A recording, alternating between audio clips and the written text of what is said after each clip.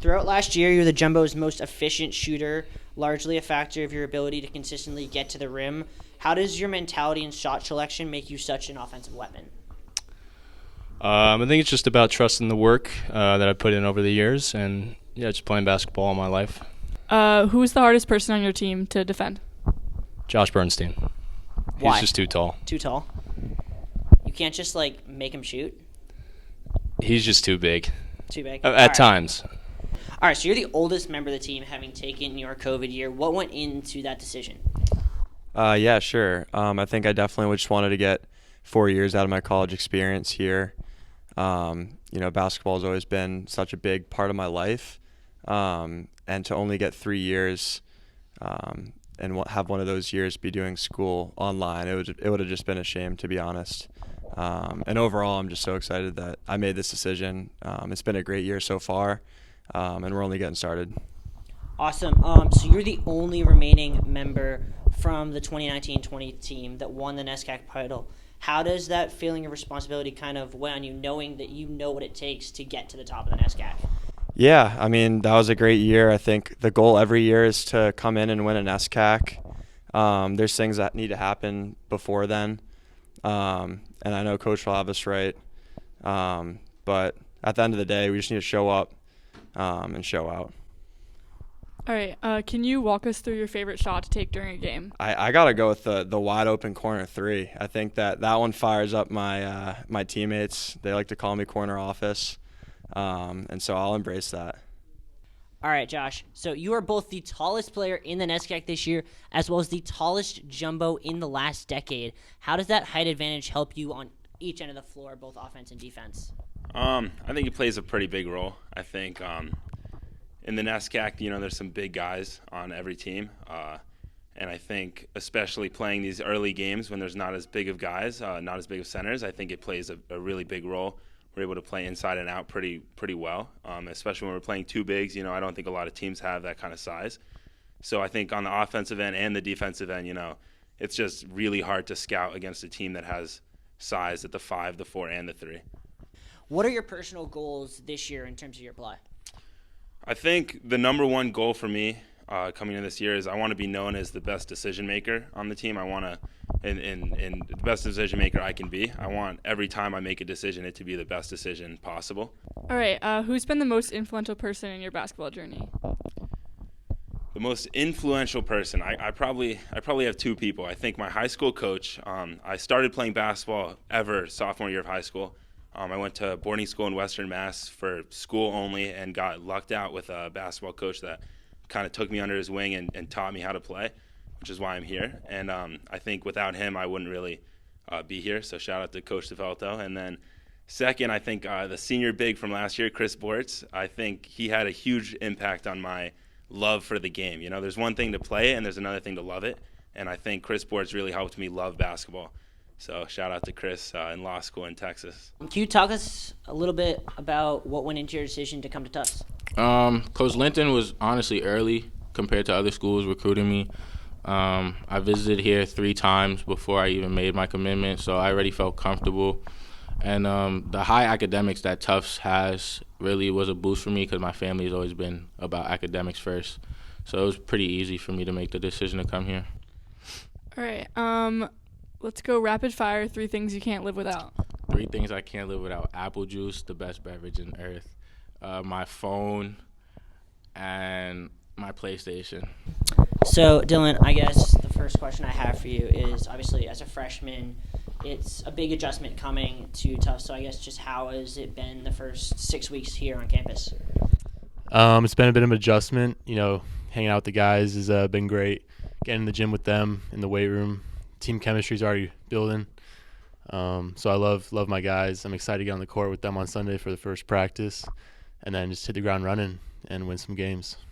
You've earned NESCAC all-academic honors each of the last 2 years. How do you manage being a star basketball player and being a star student?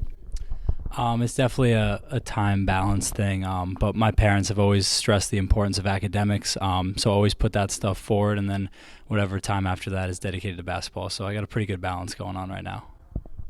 All right, can you walk us through your favorite shot to take during a game? Favorite shot to take during the game? Definitely anything off the dribble for 3. That usually gets the crowd going a little bit, the teammate going a little bit. It's a shot to get the team going. So definitely anything off the dribble from 3. All right, and last one for you. Which NBA player could you take one-on-one? I'm going to disrespect some of my Chicago Bulls teammate fans, but pretty much any of them because they're the worst team in the NBA. So make sure you put that in for them.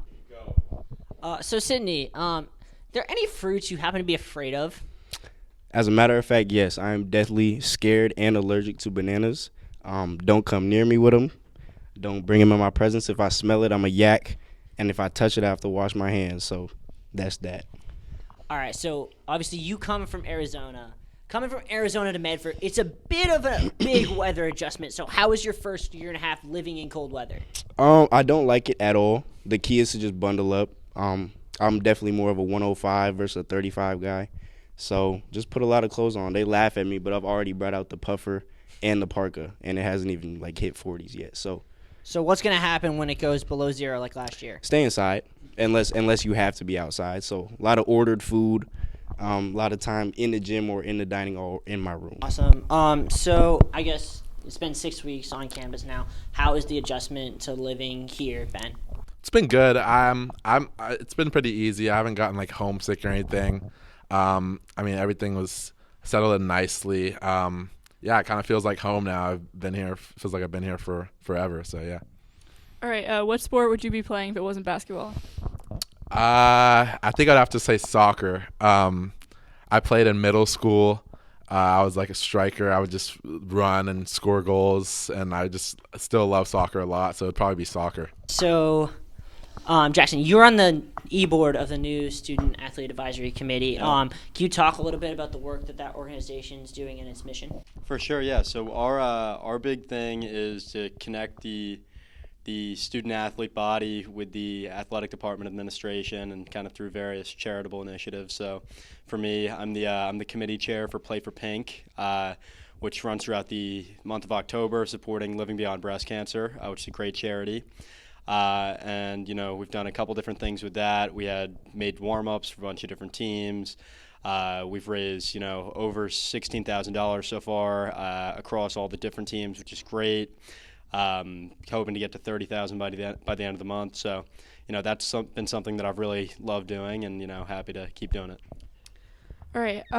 Who's been the most influential person in your basketball journey? Obviously my parents, just because they supported me. But aside from that, I'd have to say my youth coach from New York City. He taught me how to play the game, IQ. And he taught me the ability to be coached under pressure and take criticism. And last question for you. What's your favorite post-win locker room song? Post-win locker room song. That's a good one. I'd probably have to say Win by J-Rock. So obviously we had 4 guards who played more than 500 minutes graduate. So what does that put in terms of pressure on you, knowing there's an opportunity to really step up and earn a bigger role this year? Yeah, we had a great group of guys last year graduate, super talented, great leaders, and great teammates. So obviously it stinks to not have them here anymore, but like you said, it opens up a role. So, that's just for all of us as a team, this summer, that's motivation. There's minutes to be had, and this fall, everyone's working super hard to try and get themselves a foot in the door. 3 things you cannot live without. Ooh, I'm going to go Chick-fil-A, my dog, and my friends.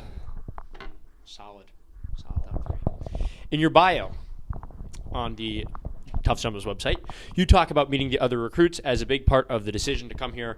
Can you talk a little bit about the relationship between you and your teammates? I'd say it's almost too close. I spend a lot of time with those guys. We practically speak the same language at this point, but I love them.